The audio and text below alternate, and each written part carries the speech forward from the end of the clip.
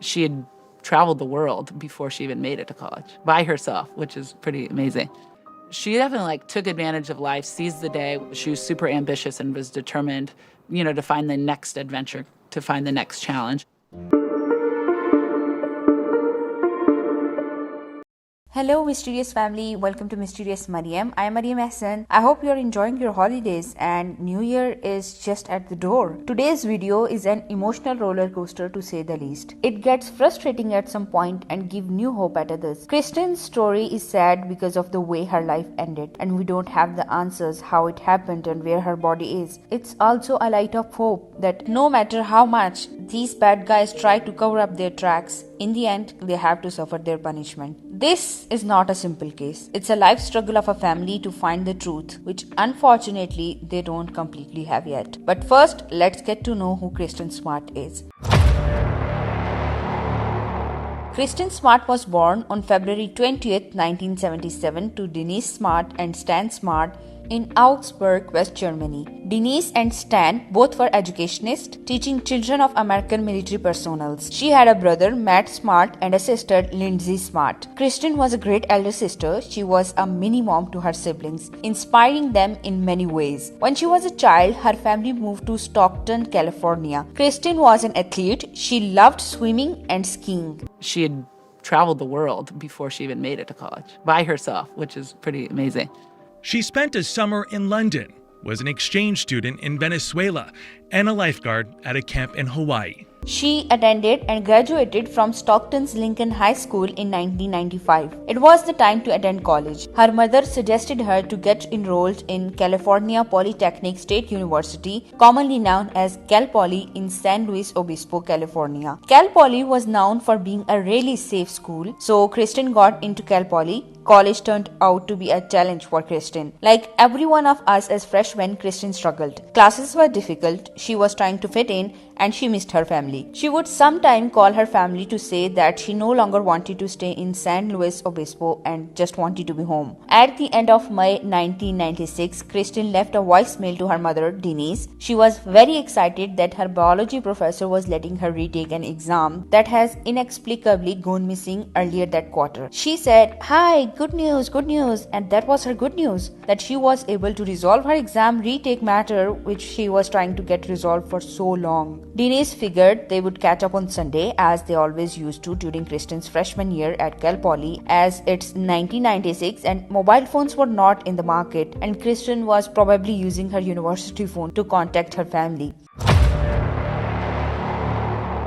Friday, May 24th, 1996 was the start of the Memorial Day weekend. Most students had taken off, but Kristin had stayed on campus along with her close friend Margarita Campos in Munir Hall. Both were living in adjacent rooms. Now, like we have already seen, Kristin was very outgoing. She was an extrovert, looking for opportunity to meet new people, trying new things. Margarita, however, was an introvert. She just liked to stay in her comfort zone. On that night of May 24th, 1996, they both were invited by a couple of girls to an off-campus party. Kristin was excited to go. She came to Margarita casually dressed in black running shorts with a cropped t-shirt and red sneakers, asked Margarita to go to the party. Margarita was reluctant initially, but she ended up agreeing to join Kristin on her insistence. But when they got to the party, the house was pretty dead. It was only a couple of roommates hanging out playing video games. Kristin was pretty disappointed as she was accepting a lit party with many people to hang out. The two girls decided to leave. They walked to an area off campus where there were fraternities, sororities, and residential housing for students. Margarita soon decided that she had had enough. She wanted to go home. They got to the parking lot of an apartment complex and she told Kristin she was going to go back to the dorms and she can go alone if she wants. Kristin was not happy about Margarita leaving her like that. She requested her to stay, but Margarita was uncomfortable staying out anymore. Kristin did not have a purse, money, her ID, or even her keys. So before leaving, Margarita handed over her keys to Kristin to help her get back into Moir Hall. Margarita Campos saw Kristin's shadow against the building, standing cross-armed, looking at her a bit disappointed, watching her leave. Margarita then went back to her dorms and Kristin arrived at the Crandall Street house party at about 10:30 p.m. Now the details about Kristin's activity from here on the night of between May 24th and 25th, 1996 get a bit ambiguous. And all the details we have are from different witnesses. People who were at the party said she never smelled of alcohol but was seen with one drink shortly before midnight after hanging out with a 19-year-old freshman, Paul Flores. One person at the party claimed that they saw her drinking tequila while another told that she was chugging vodka. Still, many other partygoers said they never saw her with a drink. At approximately 2 a.m., Kristin was found passed out on a neighbor's lawn. She seemed intoxicated. Two fellow students, Cheryl Anderson and Tim Davis, who both had left the party, they helped Kristin to her feet and decided to walk her back to her dormitory. As Kristin and the two began to leave,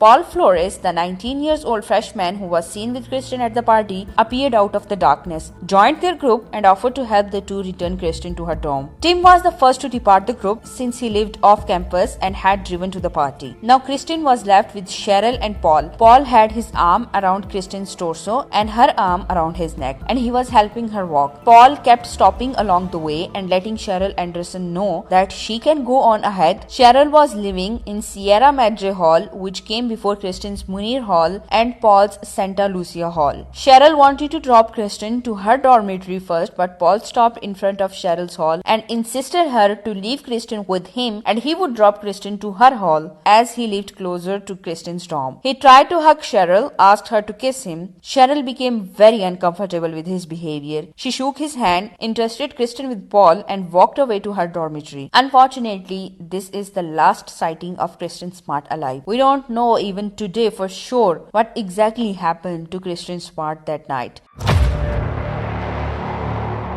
Paul and Kristin then make their way here. What happens next? So if you believe Paul's story, he goes into his dorm room here and he leaves her to walk up this walkway. Her dorm entrance is right over here. Yes, there are speculations based on the evidence, and I think that's the closest we can get to the truth at this point. The next morning, Margarita woke up. She was expecting to see Kristin sleeping in her room for the night, but she was not there. Margarita waited to hear from Kristin. She was expecting her to knock on her door and be like, "Oh, Margarita, you missed a Roger, and here is your key." Not seeing her coming, Margarita knocked on her door. She didn't get a response and thought Kristin was just hanging out with someone or maybe out somewhere for her work. It wasn't until Kristin's roommate, Crystal Calvin, returned to the dorm on Monday, May 27th. Crystal and Margarita realized Kristin never came home. She saw that nothing in Kristin's room had moved. All of Kristin's personal belongings, including her purse, her money, her ID, were in the room exactly where she had left them. Crystal knew something was amiss, so she and Margarita informed campus police that Kristin was missing. By the time they called Cal Poly campus police, Kristin had been missing for more than 48 hours. But Margarita said the police did not seem concerned. They were like, "Are you sure she didn't go out of the town? Out of the town? Without her purse and her ID? I mean, that's a base of first suspicion right there." But campus police decided to ignore it. And let me warn you right here, the Cal Poly campus police work is going to be really frustrating. The negligence in early and basic investigation has hurt this case so bad that Kristin's parents could not get justice for decades when the killer was right in front of everyone's eyes. Kristin's mother, Denise Smart, spent Memorial Day weekend at a swim meet with her two younger kids. She was looking forward to hear from Kristin that Sunday, but that phone call never came. Instead, on Monday, May 27th, 1996, 2 days after Kristin went missing, the Smarts got a call from Cal Poly's campus police asking if Kristin was with them. Can you imagine the horror Kristin's parents might have gone through? You believe your precious child is safe with the school, and school is calling you to try to find your daughter who was supposed to be safe with them. Kristin obviously didn't come home and they were not sure where she was. They were frantic. Campus police thought that Kristin Smart was off having fun and ignored worried friends and parents. By the time Cal Poly police began investigating Kristin's disappearance, Kristin had been gone for 4 days. In the university police May 28th report first documenting that Kristin was missing, an officer, after talking to all people who might have interacted with Kristin Smart on the night of her disappearance, wrote, "Smart does not have any close friend at Cal Poly. Smart appeared to be under the influence of alcohol on Friday Friday night. Smart was talking with and socializing with several different males at the party. Smart lives her life in her own way, not conforming to typical teenage behavior. The last sentence of report read, "These observations are in no way implying that her behavior caused her disappearance, but they provide a picture of her conduct on the night of her disappearance." Are you kidding me? The Smarts tried to file a missing persons report with the local police, but they were told it was too early. And the FBI told them Cal Poly police was in charge. It's not like students were going missing from university every other day. They had never dealt with a missing person, a possibly murdered person. By the time Cal Poly police began investigating, Kristin had been gone for 4 days. They soon learned she had ended up at a party at an off-campus house, but so much was lost in first few days. If they had taken the case seriously the first day, answers might have been uncovered the first week. They also did not focus on Paul Flores immediately, even him being the last person to interact with Kristin. They waited 6 days to formally interview him. Even worse, they never sealed his dorm room. And while we are on it, let's discuss Paul Flores.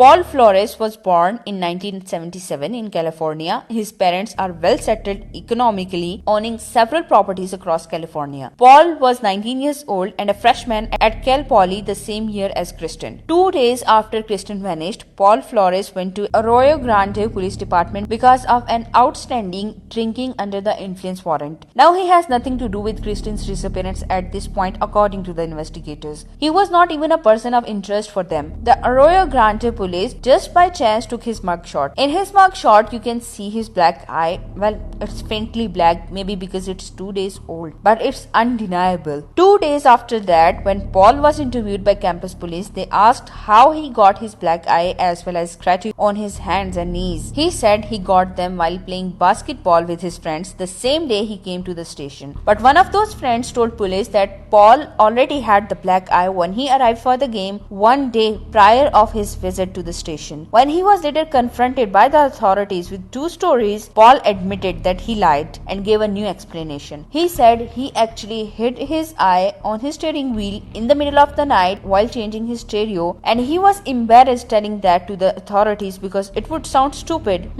Hitting your eye on the steering wheel sounds stupid, but getting a black eye while playing basketball would not sound stupid? How does it make any sense? And what about the scratches on his hands and knees? At one point during the intense questioning, when authorities pointed out that he was not seen by any male student in the dorm showers, which Paul presented as his alibi, Paul became anxious. He put his legs on the chair in the fetal position and said, "If you are so intelligent, then where is Kristin buried?" And then to avoid further questioning, he said he had to leave as he was helping his mother to remove the concrete from her mother's backyard. And it's just his behavior during the questioning that made him more suspicious. Paul Flores had a reputation among the girls that knew him at Cal Poly. He was known for cropping girls and even given the nicknames Chester the Molester, Scary Paul, Creepy Paul, Psycho Paul by the girls because of the way he used to behave around them. Well, this is where I have to end part 1 of this case. Part 2 will be uploaded in a few days. We have so